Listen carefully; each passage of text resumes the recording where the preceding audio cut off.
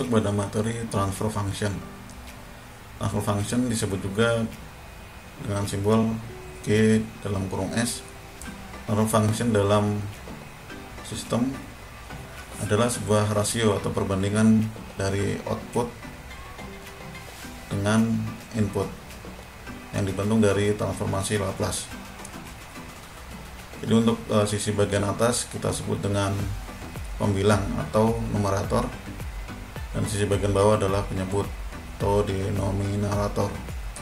Baik, saya mulai bagaimana membuat sebuah fungsi alih atau transfer function di MATLAB. Kita sebut untuk bagian atas tadi. Sini misalkan saya sebut sebagai, karena di sini ada beberapa fungsi, saya sebut dengan numerator 1. Nah, di sini kita perlu sebut koefisiennya. Untuk S ini adalah 1 dan 1 ini koefisiennya adalah 1. Untuk sisi denominator saya sebut dengan den 1. Nah, di sini sama, untuk tuliskan di sini adalah koefisiennya. Untuk S pangkat 3 adalah 1, S pangkat 2 adalah 1. Di sini 2S, koefisiennya adalah 2, dan yang terakhir adalah 1. Untuk transfer function saya sebut dengan G1. Membuat transfer function di MATLAB kita bisa menggunakan sintaks dengan nama TF. Nah, kita masukkan yang awal adalah numerator 1 di sini. Lalu yang kedua untuk sisi penyebutnya atau denominator, kita masukkan den 1 di sini. Saya cek. Nah, untuk transfer function dengan ini ya, G1-nya adalah seperti ini, sama dengan yang ada di sini. Untuk persoalan kedua, di sini untuk sisi denominator adalah perkalian dari sebuah fungsi. Ini bisa saya buat, pertama saya sebutkan numeratornya, numerator 2. Koefisiennya adalah 1, 1. Untuk denominator 2. Untuk penyebutan seperti ini saya bisa menggunakan sintaks convolution atau konvolusi. Di sintaknya conv. Nah, di sini saya sebutkan yang awal adalah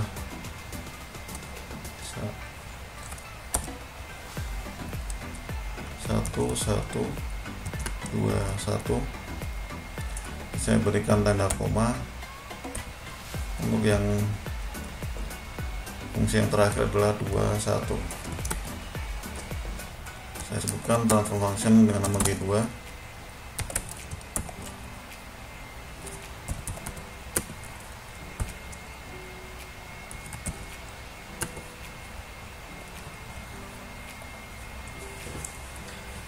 Nah, jadi untuk transfer function yang kedua seperti ini. Jadi sama dengan yang ada di sini ya.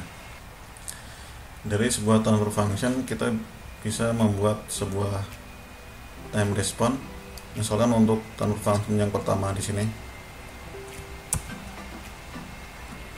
kita bisa menggunakan sintaks step. Jadi step adalah jenis input. Jenis input untuk menganalisis sebuah transient response dan steady state error. Jadi kita bisa menggunakan step, lalu kita masukkan transfer functionnya. Ini saya coba. Nah, untuk step response dari transfer function G1 seperti ini. Di sini terlihat sebuah transient response, dan untuk steady state errornya tidak ada, karena setelah mengalami transient response di sini sama dengan referensinya, yaitu di sini adalah 1. Untuk yang transfer function kedua kita bisa cek.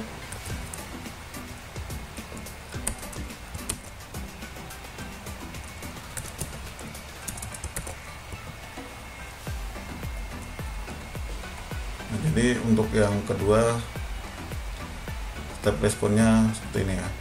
Di sini bisa kita untuk mempermudah membandingkan antara transfer function yang pertama dan transfer function yang kedua, kita bisa menggabungkan plotnya dengan cara saya berikan sintaks hold on.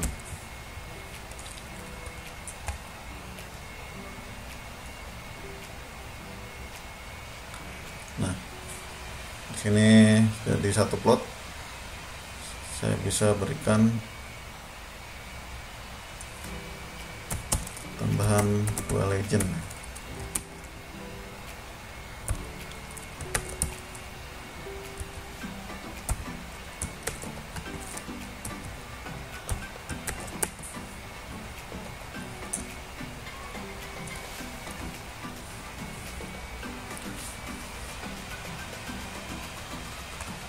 Nah, jadi untuk step respon yang pertama yang ini ya Q1 yang warna biru, dan step respon yang kedua yang warna jingga.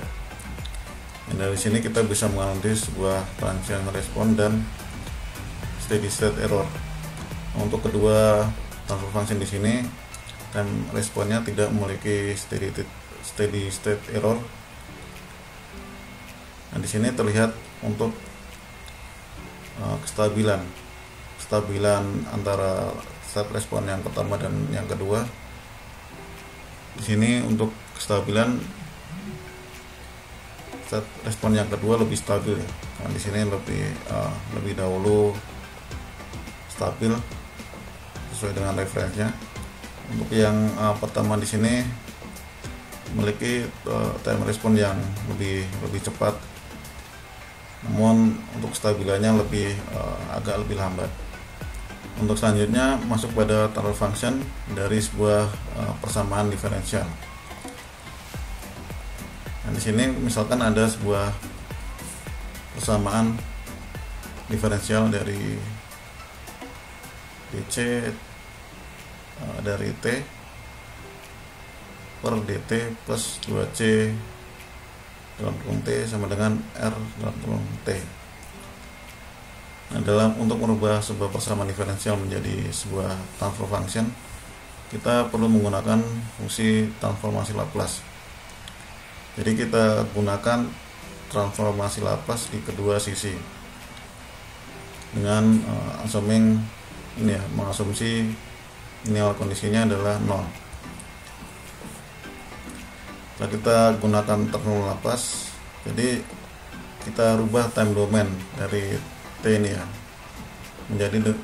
kita rubah menjadi Laplace domain dengan simbol S.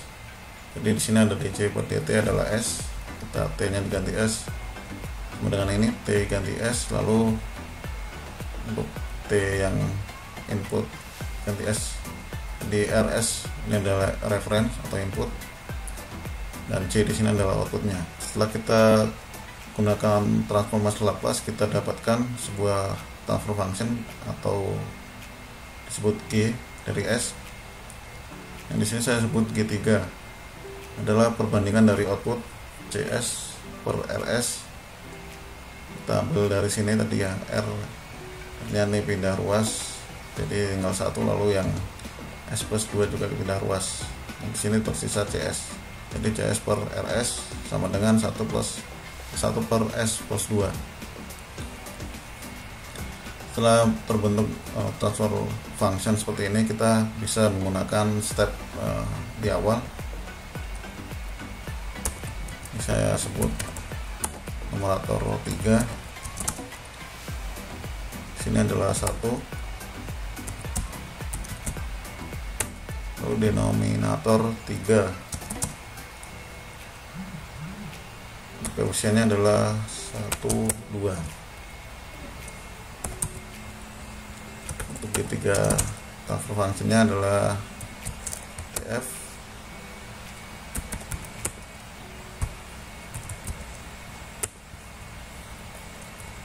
Oke, bisa saya cek di sini. Nah, di sini sudah sesuai. Lalu bisa kita plot sebuah time response-nya menggunakan input berupa step.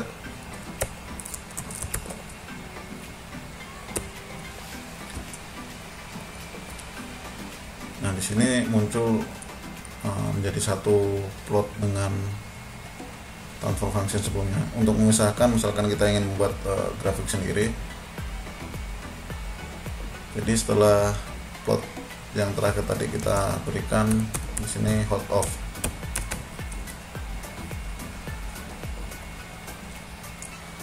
Nah, untuk step respon dari transfer function yang ketiga seperti ini. Nah, di sini untuk time atau transient respon agak lebih lambat ya. Namun di sini transfer function dari sistem ini memiliki kestabilan yang cukup tinggi. Untuk bisa melihat di sini kan batas sebuah referennya, ini kita bisa limitnya kita lebihkan agar terlihat. Jadi kita bisa masukkan di sini kan untuk Y. Jadi menggunakan sintak Y_lim. Ini dari 0 sampai misalkan sampai 7, 0,7.